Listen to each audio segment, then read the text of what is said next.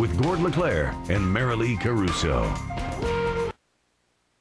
For joining us for this special edition of CTV News at 6. We are broadcasting live from the Forks in downtown Winnipeg. Now, the Olympic torch, as Marilee mentioned, is expected to arrive here in about an hour's time. It officially made its way into our city about an hour and a half ago, and we have extensive coverage for you tonight of the torch relay, including what's happening right now. As you can see, the torch is on the Provencher Bridge tonight. The bridge is awash in red light tonight. And that's why people everywhere, you saw them here at the Forks, they're lining routes throughout the city. They are here to catch a glimpse of the torch as it makes its way through the city. It still has to make its way, mind you, through downtown Winnipeg before arriving here at the Forks, and that includes a stop at the Manitoba Legislature. It will all culminate, though, with the lighting of the cauldron here at the Forks, just behind us on the stage where you can see, and that's going to happen, as we mentioned, in about an hour's time. You've had hundreds of people down here. It's wonderful. We have hot chocolate. We also have, of course, lots of entertainment and things to see and do. Now, the flame arrived in our city about an hour and a half ago in Transcona at the Ed Golding Memorial Arena. It was the relay's first appearance within Winnipeg city limits. Now, as you can see, hundreds of people, of course, were excited to welcome the torch, and the runners, of course, and the torch then made its way down Regent Avenue, stopping briefly before starting up again in St. Boniface, where it's traveling through the downtown to the Manitoba Legislature before arriving here at the Forks tonight. Now, before hitting Winnipeg, the torch began its day in Kenora. Before crossing over the border, which happened around 8 a.m., it traveled to Falcon Lake. Then it was off to Richer, St. Anne, and Steinbach, where it stopped for a community celebration there. After all of that, the torch then traveled to Dugald, Oakbank, Selkirk, and then here to Winnipeg. And CTV's Kelly Den was there as the torch arrived in our province earlier today. Kelly joins us now live from the stage. You bet. He is, of course, just behind us where that cauldron will be lit momentarily. Kelly, what's happening where you are right now? Well, Marilee, I can tell you, I can barely hear you. The entertainment is underway. We're waiting for the torch to arrive so they can light the community cauldron that's set up on the stage. As you say, right now, the torch is making its way through the city, but it's already traveled a fair distance already today. We caught up with it early this morning as it crossed the Manitoba-Ontario border. Another cold Manitoba morning, but a warm reception in Falcon Lake as the Olympic flame makes its way towards Vancouver, carrying the torch, a dream come true for Mark Bissonnette. You know, a once-in-a-lifetime opportunity, so it was amazing to do it. So happy I could be here in Falcon Lake and do it. The original flame crossed the border from Ontario around 8 in the morning. It's the fire from Greece used to light the torches and bring together a country as the games approach. But not everyone here wants to celebrate. Manitoba First Nations used the opportunity to raise the issue of missing and murdered Aboriginal women. Chief Terry Nelson making no apologies for connecting it to the Olympics. We're being asked to keep that quiet, and we're not going to do that. But words were something Kim Johnson was looking for. She was the first to carry the torch in the town of St. Anne. I'm almost wordless. Can't really wait. Before the event, young Mia Fazarek showed her pride in what her father was doing. Are you happy that Daddy's running the torch for the Olympics? Yeah. Zuriana Fazarek talked to her daughter about the ideals the Olympics are supposed to represent. How it has to do with peace and trying to bring everyone together. So we've been getting ready for this for a long time. We're very proud of our daddy. School students in St. Anne lined the town's main street to show their support. And for torchbearers, their runs ended with memories most will remember forever. Hey, Kim, how was it? Congratulations. You did a great job.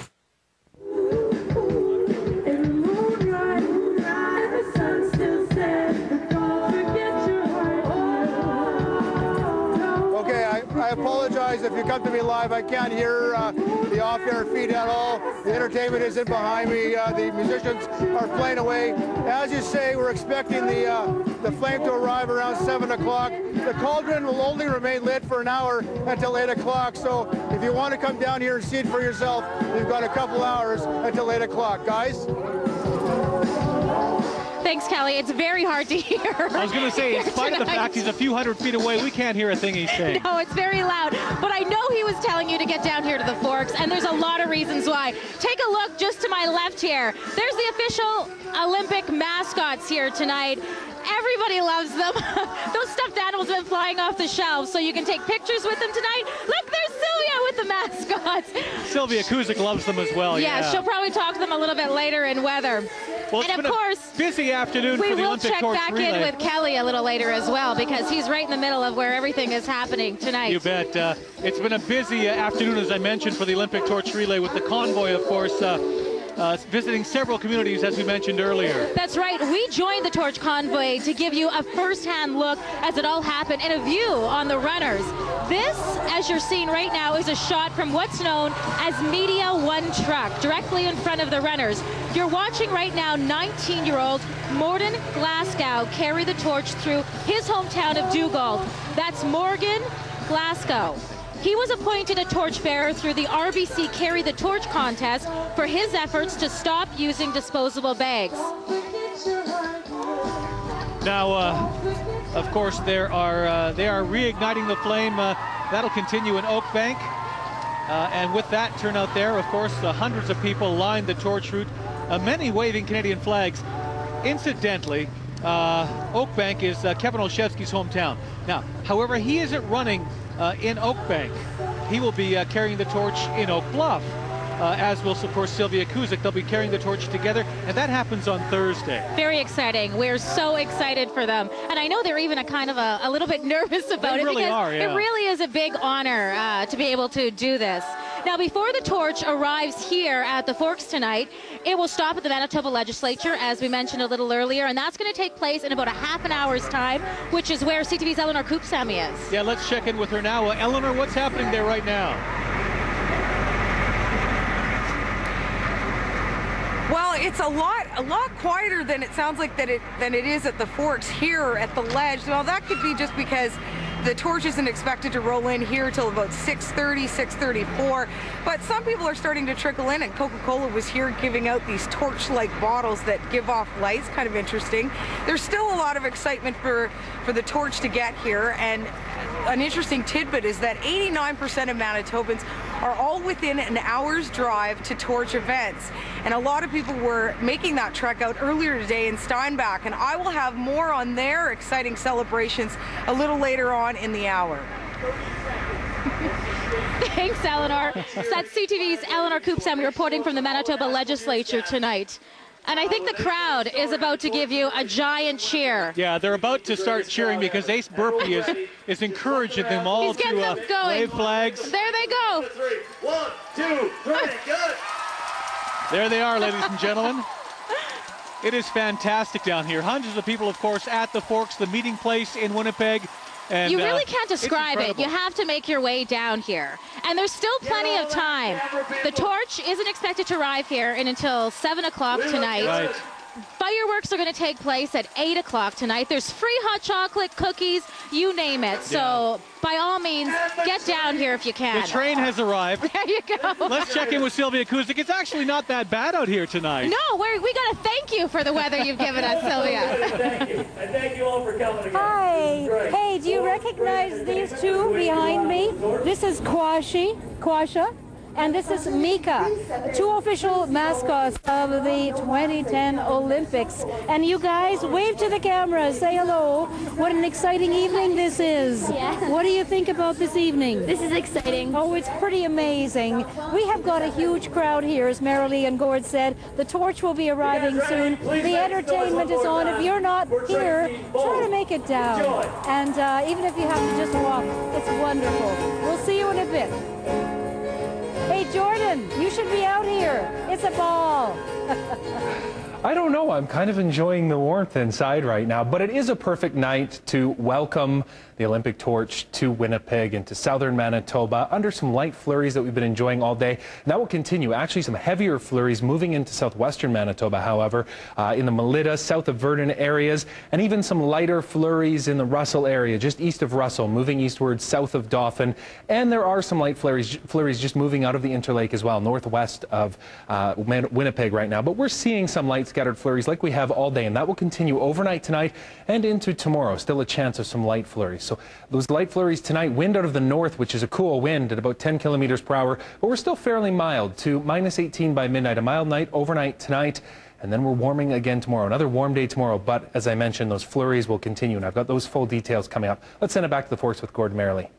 Of course, you're watching a special edition of CTV News tonight. We are live from the Forks, awaiting the Olympic torch, and we have tons more of Olympic torch coverage celebrations for you tonight. Right now, the flame made its way. We've seen it make its way around the Provencher Bridge. It's going to make a stop at the Manitoba Legislature, as we heard from Eleanor Koopsamy, and then it's going to make its way to the Cauldron, where you saw Kelly Den tonight, right on that stage you're looking at. Right now, a number of musical acts are taking place. The party continues here tonight, so stay with us. A lot more to see. For more torch coverage, stay tuned to CTV News. Yeah!